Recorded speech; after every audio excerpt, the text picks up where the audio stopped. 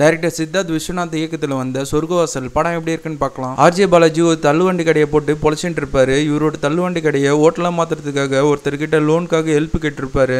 லோனுக்கு ஹெல்ப் பண்ணுவாரு. ஒரு மர்மமான முறையில் கொலை செய்யப்பட்டு இறந்து போறாரு. இந்த கொலையை ஆர்ஜே பாலாஜி தான் பண்ணாருன்னு ஆர்ஜே பாலாஜியை ஜெயில போட்டுறாங்க. ஜெயில மிகப்பெரிய கேங்ஸ்டரா செல்வராகவன் இருக்காரு. கிட்டத்தட்ட ஜெயில இவர் கண்ட்ரோல்ல தான் இருக்கு. ஆர்ஜே பாலாஜி ஜெயிலுக்கு வந்ததும் செல்வராகவன் தான் காரணம்னு நினைக்கிறாரு. ஜெயில மிகப்பெரிய கலவரம் நடக்குது. இந்த கலவரம் எதனால நடந்தது, இதுக்கெல்லாம் யார் காரணம்ன்றது தான் இந்த படத்தோட ஸ்டோரி. எனக்கு இந்த படம் பிடிச்சிருந்தது. இந்த படத்தோட மேக்கிங் ஒரு பெரிய பிளஸா சொல்லலாம். ரொம்ப ரியலாவே எடுத்திருக்காங்க. அதுக்கேற்ற மாதிரியே ஒரு ஆக்டரும் அவங்களோட பெர்ஃபார்மன்ஸும் நல்லா பண்ணியிருக்காங்க. ஃபர்ஸ்ட் ஹாஃபோட செகண்ட் ஹாஃப் சூப்பரா இருந்தது. செகண்ட் ஹாஃபும் வெறுப்பாவே எடுத்திருப்பாங்க. அதுக்கேற்ற மாதிரியே ஸ்கிரீன் பிளேவும் நல்லா பண்ணியிருப்பாங்க. செகண்ட் ஹாஃப் எந்த ஒரு இடத்துலையும் போர் அடிக்காத அளவுக்கு தான் எடுத்திருப்பாங்க. இந்த படத்தில் வர சில டைலாக்ஸ் நல்லா இருந்தது. கதைக்கேற்ற மாதிரி ஒரு டைலாக் வரும். வாழ்க்கையில ரெண்டு பாதை தான், ஒன்று சொர்க்கத்தில் முடி போடணும், இல்லை நரகத்துக்கு ராஜாவா இருக்கணும்னு வரும். இந்த டைலாக் 2 டைம் வரும். படத்தோட ஸ்டார்டிங்லையும் படத்தோட எண்ட்லயும் வரும். இந்த டைலாக் ஏற்ற மாதிரியே கதையும் மூவ் ஆகும். ஆர்ஜே பாலாஜியோட லவ் ஸ்டோரியும் போர் அடிக்காத அளவுக்கு ஸ்டார்ட்டாகவே முடிச்சிட்டாங்க. இந்த லவ் ஸ்டோரி எமோஷனலாக கொஞ்சம் கனெக்ட் ஆகிருக்கும். நடராஜ் அந்த கலவரத்தில் என்ன நடந்ததுன்னு ஒருத்தரை விசாரிக்க அனுப்பாரு. ஒருத்தரும் ஒன்று சொல்லுவாங்க. இதுதான் நடராஜோட ரோல். அதை அவர் ஒரே இடத்துல இருந்து நீட்டாக பண்ணிட்டாரு. ஆர்ஜே பாலாஜி சூப்பரான பர்ஃபார்மன்ஸை கொடுத்துருக்காரு. அவரோட ஆக்டிங்கை இந்த படத்தில் சூப்பராக வெளிப்படுத்தியிருக்காரு. செல்வராகவன் அவர் கொடுத்த ரோலை நீட்டாக பண்ணிட்டாரு. ஒரு ரவுடியா சில மாஸ் சீன்ஸும் இவருக்கு இருக்கு. அதெல்லாம் பர்ஃபார்மன்ஸில் கலக்கிட்டாரு. இவருக்கு ரைட்டு லெஃப்ட்னு 2 பேர் இருப்பாங்க.